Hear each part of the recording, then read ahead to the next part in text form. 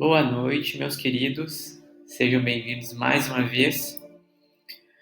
Hoje, a nossa aula do Livro dos Espíritos, nós vamos falar sobre a formação do universo, formação dos seres vivos e a pluralidade dos mundos. Olha quanta coisa que a gente vai falar hoje. A gente resolveu retirar algumas perguntas, nós não vamos abordar todas as perguntas, para que o vídeo não fique muito longo e que a gente possa desenvolver algum raciocínio em relação a isso. Mas vocês são convidados a ler na íntegra todas essas questões, tá? Da parte 3, relacionado da criação, é o nome do capítulo, tá bom? Então, antes de começar, mais uma vez, eu peço que a gente comece a imaginar a possibilidade da gente fazer as perguntas mais importantes para a humanidade que há muitos e muitos anos nós nos fazemos. E através da ciência, da filosofia, da própria razão, da nossa prática de observar as coisas à nossa volta, nós vamos engatinhando, descobrindo, desvelando, trazendo luz a essas dúvidas mais e mais importantes. Então, do que é feito o universo? Quantos anos existe o universo? Quem criou? Essas perguntas é óbvio que Allan Kardec faria, e fez, no caso, para os espíritos de luz. Então, é com essas dúvidas mais importantes da nossa vida que nós vamos falar hoje. Uma das dúvidas, em relação ao universo. E aí eu vou retirar uma parte, inclusive, essa frase foi dita pelos espíritos de luz numa das perguntas que o Allan Kardec fez, em relação a como que Deus fez o universo. E a resposta foi pela vontade.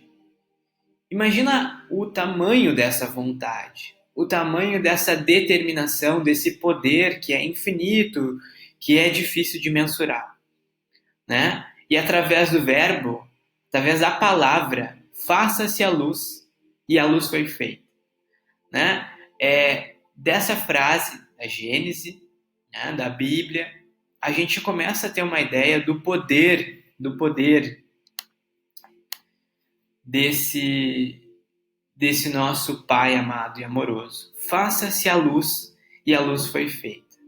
Se a gente for parar para pensar, a gente pode gerar muitas interpretações em relação à luz. A gente pode falar da luz visível à Terra, que só é possível por conta do Sol. Então, se hoje vocês conseguem me ver aqui, é porque o Sol está iluminando e a câmera consegue detectar essa luz vinda de uma estrela. A gente olha para o céu durante o dia, ele está azul, à noite está escuro. E essas alternâncias de luz e sombra acontecem no nosso pequeno planeta por conta de uma estrela pequena, uma estrela anã chamada Sol.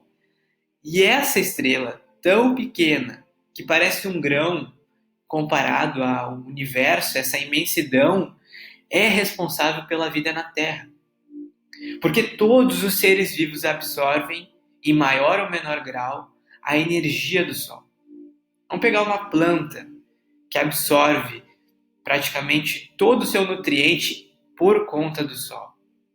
Nós e todos os seres se alimentam, de certa forma, das plantas, né? Então nós buscamos fonte de energia do Sol. Nós somos filhos do Sol. Nós somos gerados por uma pequena estrela anã chamada Sol. Então, com essa interpretação do quão pequeno nós somos e do quão que nós dependemos, o quanto que nós dependemos de uma estrela pequena, anã, um grão de areia nesse universo. É com essa visão que nós vamos começar ainda muito devagar, entender o universo. E o quanto que nós já avançamos na interpretação do universo, na interpretação da física que nos ajuda a entender melhor essas relações. Aqui é o início do capítulo, eu retirei, porque eu achei importante a gente falar dessa definição do universo que Allan Kardec nos traz. Então, o universo abrange a infinidade dos mundos que vemos e dos que não vemos. Todos os seres animados e inanimados, todos os astros que se movem no espaço, assim como os fluidos que o enchem. Os fluidos nós podemos pensar nos gases em si, mas também no fluido cósmico universal que nós já falamos antes, que é a matéria-prima. A matéria-prima da onde nós desenvolvemos todos os outros elementos, aqueles que constituem a nossa tabela periódica e daqueles que nós não sabemos, onde nós não conseguimos ainda ponderar, pesar, saber, mas que eles existem. Então, a gente está pisando em um campo muito, mas muito ainda escuro. A gente ainda não sabe quase nada do universo. Tá? E nós acessamos ainda muito pouco do universo, através da luz. Então, nós conhecemos as estrelas, a Via Láctea, buracos negros, somente pela observação da luz, ou da falta da luz, no caso do buraco negro. Então, ainda é como um pequeno observador. Nós somos pequenos observadores nesse universo gigantesco. E através desse conhecimento nós vamos tirando várias e várias conclusões. Então, nós retiramos a questão 37. A pergunta do Allan Kardec é o seguinte: o universo foi criado ou existe de toda a eternidade como Deus? Olha, nós já sabemos a resposta, mas não custa perguntar, né? Allan Kardec provavelmente já sabia a resposta, mas não custa perguntar. É fora de dúvida que ele não pode ter se feito a si mesmo. Se existisse como Deus, de toda a eternidade, não seria obra de Deus. Ora, se o universo existe ao mesmo tempo que Deus, quem que criou o universo? Né? Então nós sabemos que Deus ele é eterno, não teve início e nem fim, mas o universo existe alguns vestígios de um início. Né? Através da teoria do Big Bang, a gente sabe que o universo está em expansão, então essa expansão provavelmente iniciou em algum momento, que nós não sabemos quando e nem exatamente como foi realizado essa explosão que gerou o Big Bang e que hoje nós estamos nesse universo em expansão. Obviamente que isso é muito pouco, mas existe um início. Muitas pessoas ainda não acreditam em Deus, mas nós sabemos que existe um início. Deus, esse sim é eterno. Questão número 39. Poderemos conhecer o modo de formação dos mundos? Como é que é feito os mundos? Tudo que a esse respeito se pode dizer e podeis compreender é que os mundos se formam pela condensação da matéria disseminada no espaço. Então seria essa capacidade, e aí nós não sabemos como é feito, dessas matérias que são dissipadas e disseminadas no universo de se condensarem, de se juntarem. Essa aglomeração, essa organização dessa matéria é a origem da formação dos mundos. Né? Lembrando que essas perguntas foram feitas em 1800. Né? A publicação do livro foi em 1857. Então, essas perguntas foram feitas antes dessa época, por volta de 1850. Então, é muito tempo atrás. Se sabia muito pouco sobre a formação dos mundos. Né? Hoje, com o conhecimento da astronomia, nós já sabemos muito mais informações. Mas, de certa forma, seria essa matéria condensada, unida, né, pela vontade de Deus. O fluido cósmico universal, a mesma coisa. Então, esse fluido que nós não sabemos ainda mensurar, nós não sabemos exatamente o que seria essa matéria, né? Mas essa matéria, ela ia se diferenciar e se juntar, se condensar, formando os mundos habitados ou aqueles que nós dizemos que não são habitáveis. Mas mais tarde nós vamos falar sobre eles. Pode o mundo completamente formado desaparecer, disseminar-se de novo no espaço, a matéria que o compõe? Então é possível um mundo se desintegrar, se desfazer como se fosse uma areia assim, ó, e ser dissipada no universo? E a resposta é sim. Deus renova os mundos como renova os seres vivos. Cada ser vivo existe um tempo de vida. Então, vamos imaginar a Terra como também um ser vivo, que tem um tempo de vida. Depois de um tempo vai deixar de existir e nós já sabemos disso. Nós já prevemos, por exemplo, que o Sol ele vai deixar de existir. Depois de muitos e muitos anos, mas ele vai deixar de existir.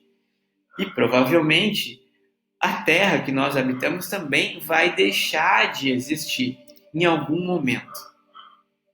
Então, de que forma isso acontece? Lembrando, gente, essas informações, naquela época e até hoje, é difícil da gente mensurar. Realmente mudou muito a nossa concepção sobre o universo.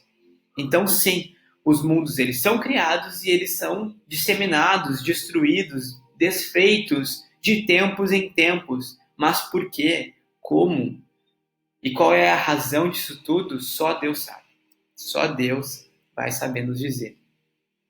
E eu trago para vocês o buraco negro. Então, essa é um modelo que a NASA criou para nos mostrar como é esse buraco negro.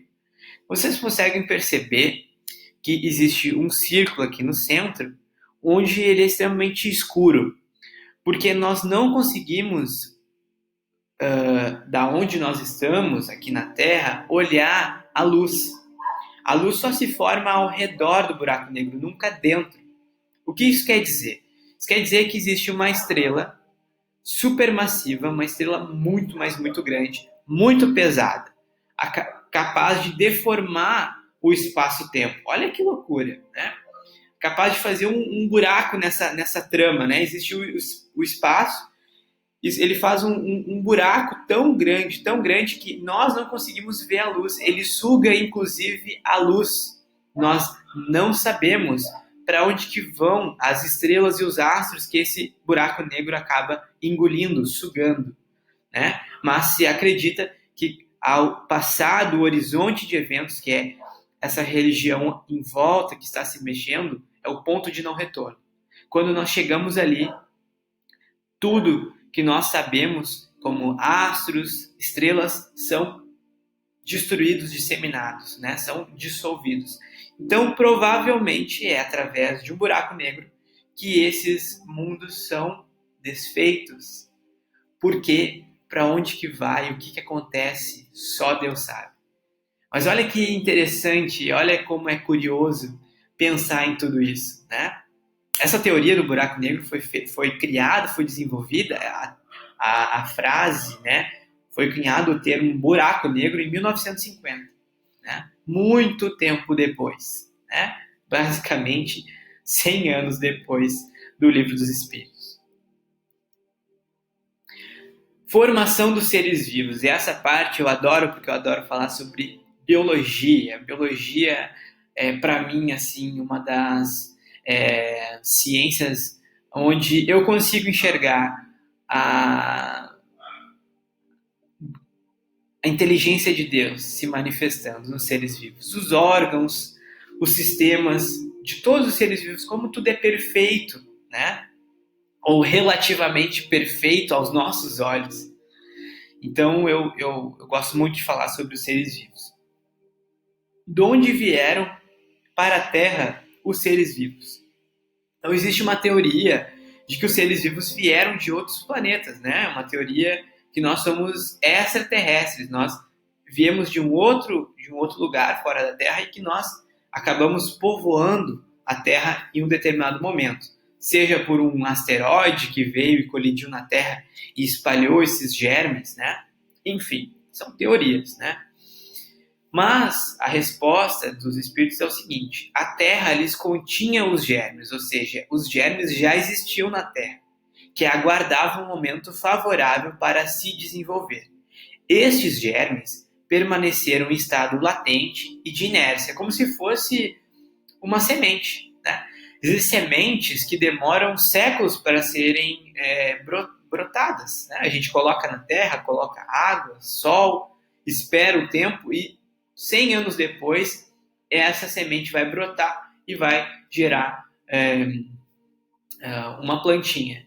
Então, cada germe, ou seja, cada semente, existe um tempo de latência, um tempo onde, depois de percorrido esse tempo, essa semente vai brotar.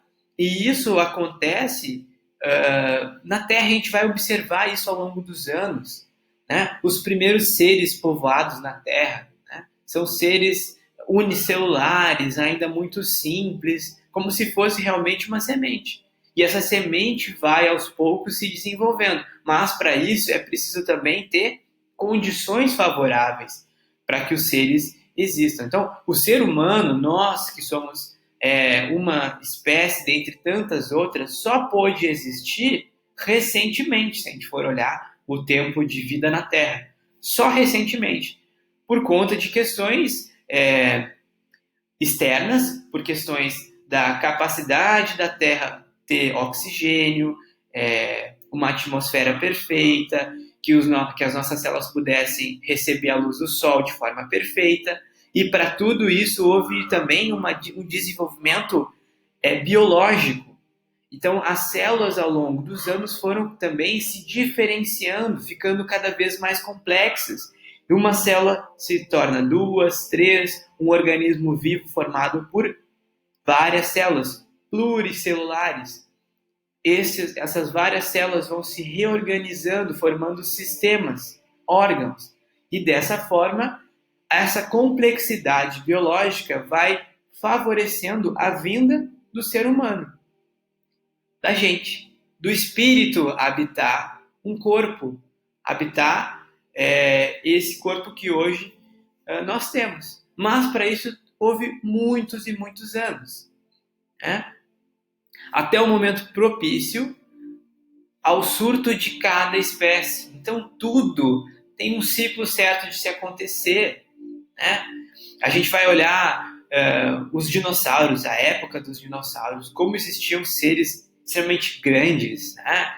Horrendos, né? Alguns estranhos, muito estranhos, mas tudo isso foi um tubo de ensaio para que a gente pudesse desenvolver complexidade e também adaptabilidade desses seres na Terra.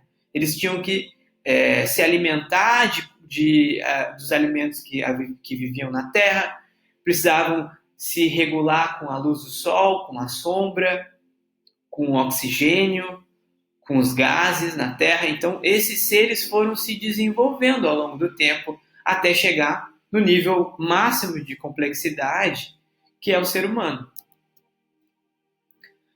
Aí eu trago para vocês Charles Darwin, que em 1859 publicou o livro A Origem das Espécies, que vai nos falar justamente disso, né? Que esses seres foram, ao longo do tempo, se desenvolvendo através, obviamente, dos estímulos externos. Nós tínhamos realmente estímulos externos que nos encaminhavam, de certa forma, para desenvolver certas habilidades. Por que o ser humano, por exemplo, tem o polegar opositor?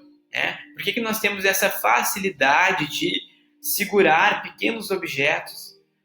Nós tínhamos a necessidade de criar ferramentas, que hoje nós não vivemos sem essas ferramentas. A ferramenta nos desenvolveu, nos fez desenvolver melhor. A capacidade de falar, a fonação, de nos comunicarmos, tudo isso vai sendo, ao longo do tempo, mostrado. E a gente vai vendo realmente esse nível de complexidade aumentando ao longo do tempo. Então, ele gera essa teoria da origem das espécies, que foi publicado depois do Livro dos Espíritos.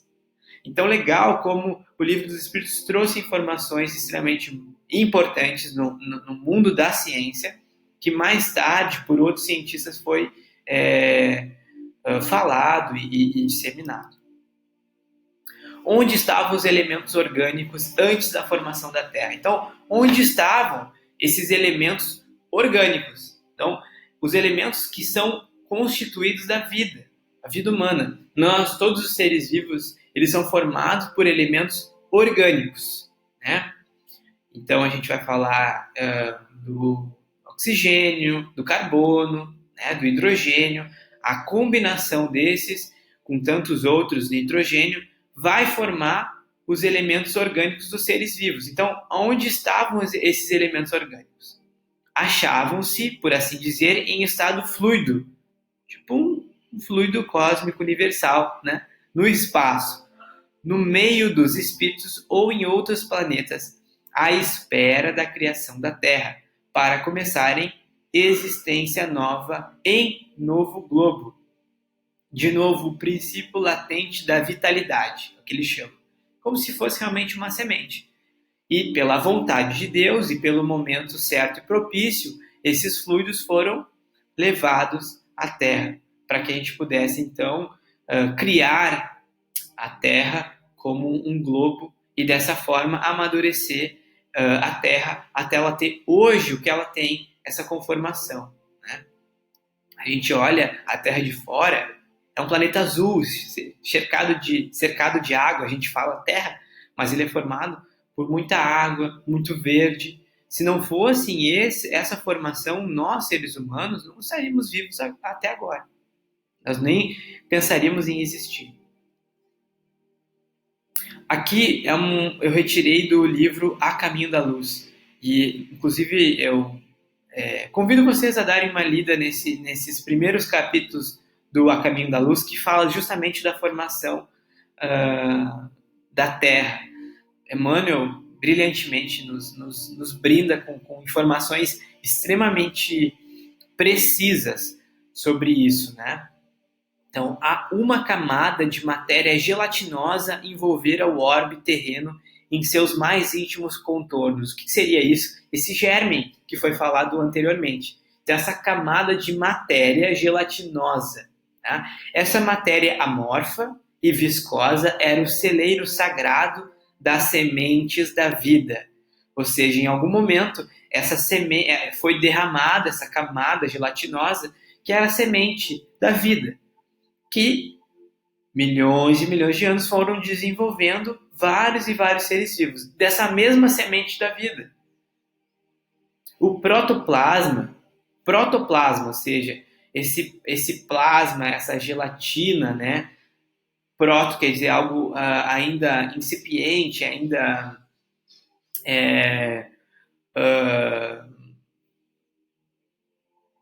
muito novo, né? Rudimentar, foi o embrião de todas as organizações do globo terrestre. Então, do mesmo protoplasma, das mesmas organizações amorfas, dessa gelatina de matéria, foi o embrião de todas as organizações do globo terrestre, iniciando-se as primeiras manifestações dos seres vivos. Gente, é lindo esse capítulo, convido vocês a lerem.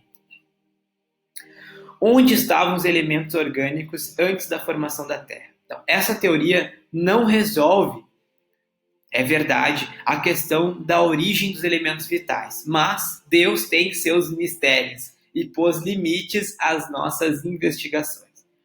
Então, onde estavam esses elementos orgânicos? Como é que eles vieram para cá? Foi através da teoria de um asteroide que bateu na Terra? Essa teoria não resolve, é verdade, a questão da origem dos elementos vitais. Mas Deus tem seus mistérios e pôs limites às nossas investigações. Então, nós não conseguimos acessar ainda todas as informações necessárias referentes a isso. Questão 55. Pluralidade dos mundos. Agora nós vamos falar sobre, além da existência da Terra, a existência de outros mundos e da existência de vida nos outros planetas. São habitados todos os globos que se movem no espaço? Olha essa pergunta. Todos os globos, existem algo, alguém, um ser vivo que habita? Sim. E o homem terreno está longe de ser, como supõe, o primeiro em inteligência, em bondade, em perfeição. Essa frase doeu, né? Dói bastante. Essa frase dói. Dói porque o orgulho e a vaidade ainda são características da humanidade. Nós achamos, e nós podemos olhar para trás com uma certa vergonha, de que a Terra era o centro do universo. A gente chegou a acreditar nisso, porque achávamos que tudo, o universo, ele estava a nosso favor.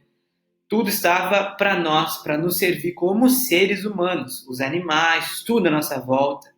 Nós realmente somos tão importantes assim?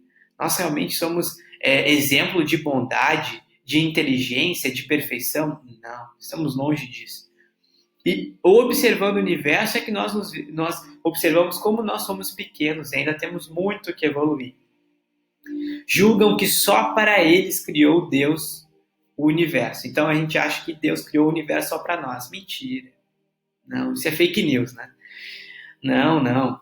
Existem ainda muitas e muitas coisas que nós não conhecemos e que nós somos filhos da criação de Deus. Mas somos filhos ainda crianças, né? Nós ainda temos que evoluir muito. Existem vários outros irmãos nossos habitando vários planetas já desenvolvidos. Questão 57. Não sendo uma só, para todos, a constituição física dos mundos, seguir-se-á, tenham organizações diferentes os seres que os habitam, ou seja, existe organização diferente física nos mundos? Sem dúvida, do mesmo modo que no vosso os peixes são feitos para ver na água e os pássaros no ar. Então, nós temos na própria Terra condições importantíssimas para seres viverem em seus habitats. Então, o peixe fora d'água não consegue viver, né? Então, é a necessidade do peixe ter água para se desenvolver. É necessidade básica desse ser vivo. Nós temos a necessidade básica de desenvolvermos na Terra. Então, quando nós olhamos Marte, Vênus, e agora Vênus ou Júpiter, eu acho que Júpiter está super próxima da Terra, a gente consegue ver à noite uma luz muito clara, que eu acho que é de Júpiter, se não me engano. Nós olhamos, né, imaginamos, não, formado de gases, ou, por exemplo, Marte, né, que é extremamente terroso, nós não conseguiríamos viver lá, não existe vida em Marte, não existe vida, a nossa vida em Marte, não existe a nossa constituição orgânica em Marte, com certeza. Nós não viveríamos em Marte se nós não criássemos uma atmosfera criada por nós, artificial, porque senão nós não viveríamos em Marte. Mas os seres que vivem lá não necessitam das mesmas necessidades que nós. Eles precisam de outras condições. 58. Os mundos mais afastados do Sol estarão privados de luz. Olha a preocupação de Allan Kardec. Plutão, naquela época ainda era planeta. Como é que ele vai viver? Não tem calor do Sol. Por motivo desse astro se lhes mostrar apenas como a aparência de uma estrela. Então, os mundos mais afastados do Sol estarão privados de luz e calor por motivo de esse astro se lhe mostrar apenas como a aparência de uma estrela, ou seja, muito, muito, muito longe. Olha a resposta. Pensais então que não há outras fontes de luz e calor além do Sol? E em nenhuma conta tendes a eletricidade, que em certos mundos desempenha um papel que desconheceis e bem mais importante do que lhe cabe desempenhar na Terra? Essa pergunta, essa resposta através de pergunta também dói, né? Porque diz, vocês acham então que a gente só precisa do Sol e a eletricidade? E a eletricidade que vocês utilizam ainda muito incipiente, vocês ainda não dominam por completo a eletricidade, essa energia.